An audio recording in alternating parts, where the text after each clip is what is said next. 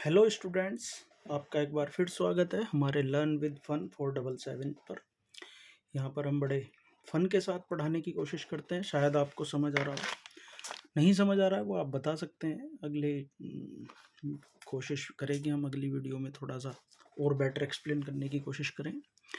ये पार्ट है हमारा मेटल नॉन मेटल पार्ट 4, जो हमारा चैप्टर चल रहा था। 3 पार्ट अगर आप उसके देख चुके हैं तो थोड़े सा आपको आइडिया हो गया होगा कि मेटल्स की फिजिकल प्रॉपर्टीज़ और केमिकल प्रॉपर्टीज़ अलग अलग होती हैं। अब तक हमने मेटल्स की फिजिकल प्रॉपर्टीज़ पढ़ी, नॉन मेटल्स की फिजिकल प्रॉपर्टीज़ पढ़ी, मेटल्स की केमिकल प्रॉपर्टीज़ पढ़ी हैं, नॉन मेटल्स की केमिकल प्रॉपर्टीज़ पढ़ी हैं। आज हम बहुत ही इंपॉर्टेंट टॉपिक पढ़ने वाले हैं और ये टॉपिक है हमारा how do metals and non metals react with each other. अगर मेटल और नॉन मेटल की आपस में रिएक्शन कराएं तो वो क्या होगा, ये हमारा टॉपिक है आज का। क्यों जी, ऊपर एक एक्टिविटी भी दी है, कई सारा हमने देखा। In the above activity you so the reactions of metal with a number of reagents. आपने कई सारे रिएजेंट्स के साथ उनकी मल्टी रिएक्शन देखी हैं। Why do metals react in this manner? Metal इस तरीके से क्यों रिएक्ट करता है? इसका जो आंसर आपको मिलेगा वो मिलेगा 9th क्लास में। 9th क्लास में हमने एलिमेंट्स के बारे में काफ़ी कुछ पढ़ा था। उसमें हमने 2 कॉन्सेप्ट मेन पढ़े थे। मैं आपका 2 कॉन्सेप्ट्स की तरफ ध्यान आकर्षित करना चाहूँगा। पहला है एटॉमिक नंबर। एटॉमिक नंबर के बारे में हमने बात की थी कि एटम्स जो होते हैं वो एक खास एटॉमिक नंबर से अरेंज होते हैं। जैसे सबसे पहले है hydrogen, helium, lithium, beryllium, boron. इस तरीके से ये पूरी एक लिस्ट बनती जाती है। इसी पे हम आज ही एक वीडियो बनाने वाले हैं 9th क्लास पे भी। अगर उसमें कोई कन्फ्यूज़न है तो आप वहाँ जाके देखें। यहाँ 10th में उस बारे में डिटेल करना बहुत लंबी वीडियो हो जाएगी और आप समझ भी नहीं पाएंगे, बोर हो जाओगे। मैं चाहूँगा कि 9th क्लास के बच्चों के लिए वहाँ एक वीडियो बनाएंगे अलग से। मैं कोशिश है मेरी आज ही बनाऊँगा मैं, लेकिन पहले 10th के बच्चों का क्लियर करते हैं। कुछ बच्चों का एग्ज़ाम है कल और बहुत सारी डिमांड्स आ रही थी कि सर आपकी वीडियो नहीं आई, पार्ट 4 नहीं आया। फुर्सत नहीं लग रही थी कई दिन से, तो आज इस पे काम कर रहे हैं।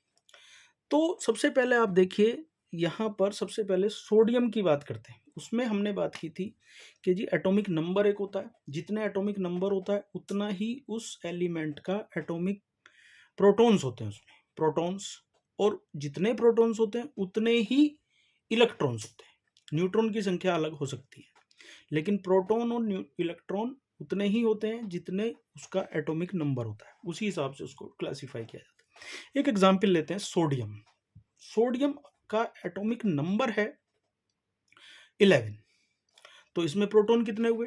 11। न्यूट्रॉन कितने हुए? 11। अब 11 न्यूट्रॉन, सॉरी, एटॉमिक नंबर है 11, प्रोटॉन कितने हुए? 11, इलेक्ट्रॉन कितने हुए? 11। न्यूट्रॉन अलग हो सकते हैं, न्यूट्रॉन की बात नहीं कर रहे अभी हम।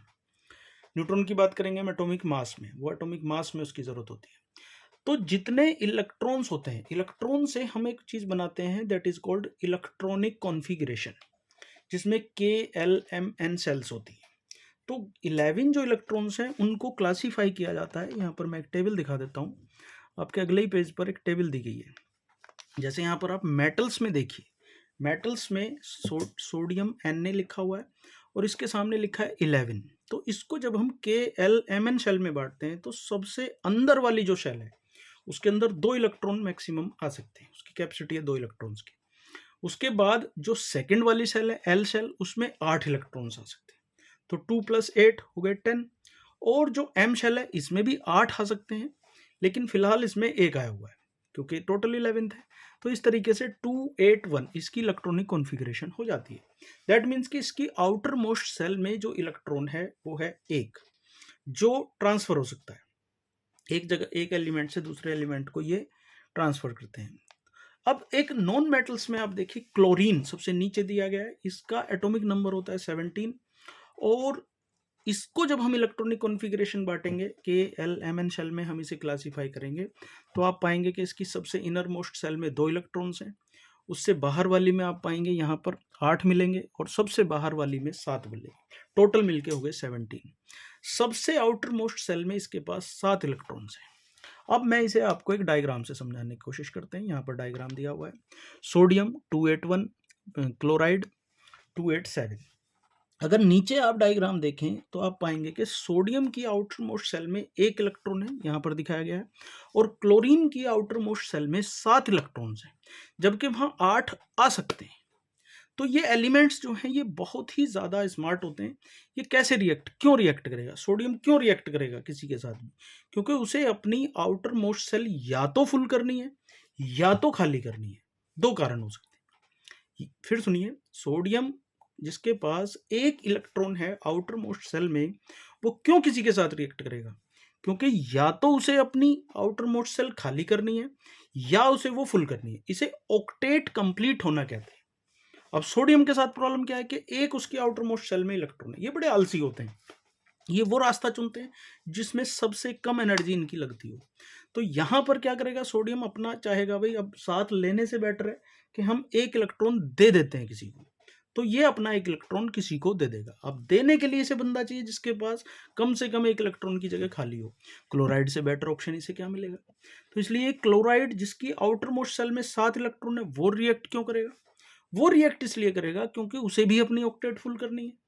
या तो अभी ऑक्टेट फुल करने के लिए वो क्या करेगा, ऑक्टेट कंप्लीट करने के लिए वो या तो अपने 7 इलेक्ट्रॉन दे देगा या किसी से 1 इलेक्ट्रॉन ले लेगा। तो सोडियम से बेटर उसे ऑप्शन कौन मिलेगा, तो वो सोडियम से 1 इलेक्ट्रॉन ले लेता है। इस तरह से सोडियम की भी आउटर मोस्ट सेल फुल खाली हो जाती है और क्लोरीन की जो क्लोराइड है उसकी आउटर मोस्ट सेल फुल हो जाती है, दोनों सेटिस्फाइड हो जाते हैं। इस तरह से ये रिएक्शन होती हैं। सभी केमिकल रिएक्शंस इसी तरीके से होती हैं। इस तरह की रिएक्शंस को जहां पर इलेक्ट्रॉन का ट्रांसफर होता है, आउटर मोस्ट सेल से इलेक्ट्रॉन को एक एलिमेंट से दूसरे एलिमेंट में भेज दिया जाता है, इन्हें हम आयोनिक कंपाउंड्स कहते हैं।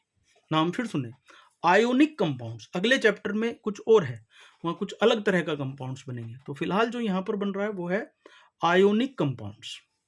क्लियर है, आगे बढ़ेंगे। ऐसे कई और बना सकते हैं। NaCl यहां पर बन गया। NaCl सोडियम क्लोराइड होता है, इसे कॉमन साल्ट भी कहते हैं या टेबल साल्ट। यहां मैं आपको बता दूं, सॉल्ट लाखों तरह के होते हैं। कोई भी मेटल किसी भी नॉन मेटल से रिएक्ट करेगा तो एक सॉल्ट बनेगा।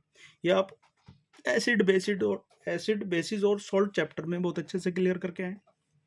आप कहेंगे मैं उस पर भी एक वीडियो बना दूंगा, आप कमेंट में बताएं, बस मुझे थोड़ा सा टाइम दें। तो ये सब मेरे दिमाग में बहुत कुछ चल रहा है, बहुत कुछ बनाने वाला है, बहुत सारी नॉलेज है। Knowledge is the power, knowledge he power है। मैं सब बच्चों से कहना चाहूँगा कि अपनी नॉलेज पे फोकस करें, आपको किसी के आगे झुकने की आवश्यकता नहीं है कभी भी। गुड। मैग्नीशियम का एग्जाम्पल लेते हैं। मैग्नीशियम की जो एटॉमिक नंबर होता है वो 12 होता है। इसकी इलेक्ट्रॉनिक कॉन्फ़िगरेशन बनती है 282। इलेक्ट्रॉनिक कॉन्फ़िगरेशन कैसे बनाते हैं ये फिर मैं बता रहा हूँ, 9th क्लास का टॉपिक है, हम उस पर एक अलग से वीडियो बनाएंगे। क्लोराइड वही 287 17 इसका होता है। इसके आउटर मोस्ट सेल में 1 इलेक्ट्रॉन है। तो यहाँ ये आपको कॉन्सेप्ट बिल्कुल क्लियर हो जाएगा। अब मैग्नीशियम के साथ क्या है, उसकी आउटर मोस्ट सेल में 2 इलेक्ट्रॉन्स है, तो वो ऐसा एलिमेंट ढूंढेगा जो उसके 2 इलेक्ट्रॉन्स ले ले। क्लोराइड की आउटर मोस्ट शेल में 7 इलेक्ट्रॉन्स है, उसे ऐसा चाहिए जो 1 दे दे। तो मैग्नीशियम जो है वो एक क्लोराइड के एटम को दे देगा, लेकिन वो तो 1 ही हुआ। दूसरा, अब मैग्नीशियम को सेटिस्फाइड करने के लिए वो तो कह रहा है मेरा तो काम हुआ नहीं, अभी अभी मुझे तो 1 इलेक्ट्रॉन और देना है किसी को। तो एक और क्लोरीन का एक एटम और आएगा जिसमें 7 इलेक्ट्रॉन्स होंगे आउटर मोस्ट शेल में। और इस तरह से मैग्नीशियम को सेटिस्फाइड करने के लिए हमें क्लोरीन के 2 एटम्स की आवश्यकता होगी।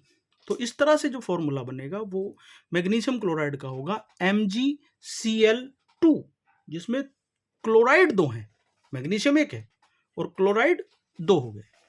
गुड। इसी तरीके से आप बहुत सारे एलिमेंट्स को बना सकते हैं।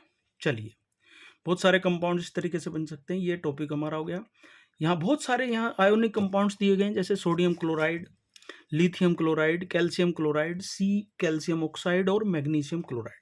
इसको भी याद करने का, आपको सारे एलिमेंट्स याद करने की आवश्यकता नहीं है। एक 9th की टेबल है 3.6 करके, आप उस टेबल को याद करेंगे तो वैलेंसी ट्रांसफर करने से ये बन जाएंगे। उस पर भी हमारी वीडियो आने वाली है आज ही, तो वहां से भी आप देख सकते हैं, उसको भी क्लियर हो जाएगा आपका टॉपिक। कि कभी भी मैग्नीशियम क्लोराइड ऐसे नहीं होगा MgCl, हमेशा इसका फॉर्मूला MgCl2 ही होगा। कैल्शियम ऑक्साइड कभी ऐसे नहीं होगा Ca2O या CaO2 या Ca2O2, ऐसा कुछ नहीं होगा। हमेशा कैल्शियम ऑक्साइड का फॉर्मूला CaO ही होगा, कैल्शियम क्लोराइड की बात करें, कभी भी ऐसे नहीं होगा Ca2Cl2, नहीं, CaCl2 ही होगा। और ये वैलेंसी वाली एक टेबल है 3.6, उससे ये सारे फॉर्मूले बनते हैं। तो इस तरीके से जो कंपाउंड्स बनते हैं उन्हें हम आयोनिक कंपाउंड्स कहते हैं। ठीक है, अब आयोनिक कंपाउंड्स आपको समझ आ गए, वैलेंसी ट्रांसफर करने से या इलेक्ट्रॉन ट्रांसफर करने से जो एलिमेंट्स बनते हैं वो आयोनिक कंपाउंड्स कहते हैं। तो ये सवाल जो एग्जाम में जो इंपॉर्टेंट क्वेश्चन है जो आने वाला है वो है कि आयोनिक कंपाउंड्स क्या होते हैं, कैसे बनते हैं और उनके प्रॉपर्टीज क्या होती है। फिर सुने इस क्वेश्चन को, आयोनिक कंपाउंड्स क्या होते हैं, कैसे बनते हैं, कोई एग्जाम्पल से आप समझा सकते हैं। सोडियम क्लोराइड ले लें, मैग्नीशियम क्लोराइड ले लें, कोई भी, बहुत सारे फॉर्मूलाज हैं, कोई भी आप एग्जाम्पल से अपनी बता सकते हैं। लेकिन मेन जो इंपॉर्टेंट बात है वो है इनकी प्रॉपर्टीज।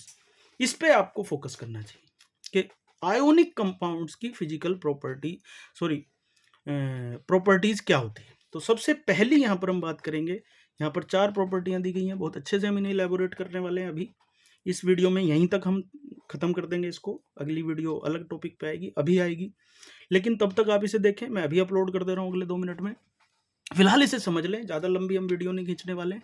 पहला, आयोनिक कंपाउंड्स की फिजिकल नेचर कैसी होती है, मतलब फिजिकली वो कैसे होते हैं। तो यहाँ पे बहुत क्लियरली लिखा हुआ है, आयोनिक कंपाउंड्स आर सॉलिड्स, ये नॉर्मली सॉलिड्स होते हैं, एंड आर समवॉट हार्ड, और जैसा कि मेटल्स इसमें इन्वॉल्व होता है तो ये हार्ड भी होते हैं, because of the strong force of attraction between the positive and negative ions, क्योंकि नेगेटिव और पॉजिटिव आयंस के बीच में बहुत स्ट्रॉन्ग फोर्स ऑफ अट्रैक्शन होता है, स्ट्रॉन्ग फोर्स होता है अट्रैक्शन का, इसलिए ये हार्ड होते हैं। These compounds are generally brittle, normally ये ब्रिटल होते हैं।